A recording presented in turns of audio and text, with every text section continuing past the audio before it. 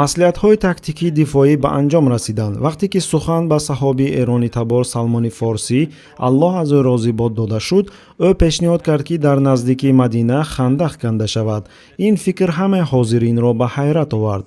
Салмон гуфт ки вақте форсҳо ба хатари доимии ҳамла ба шаҳрҳояшон рӯбарӯ мешаванд, наздикии шаҳр хандақ мекунанд ва паси он теппаи хокӣ месозанд.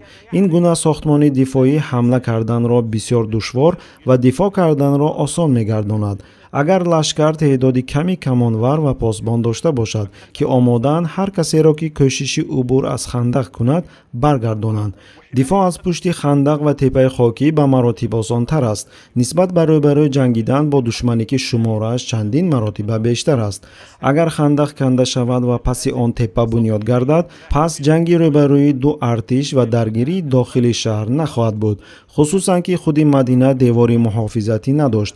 мусалмонон мебоист дар паси хандақ ва теппа истода ба душман иҷозати ҳамла надиҳанд.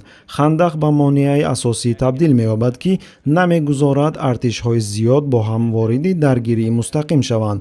теппа бошад ба мусалмонон бартарии баландию паноҳгоҳ медиҳад ки ба туфайли он афзалияти шумории душман аҳамияти ҳалкунанда нахоҳад дошт ва мусалмонон дар тавозуни нерӯҳо бо онҳо баробар хоҳанд шуд.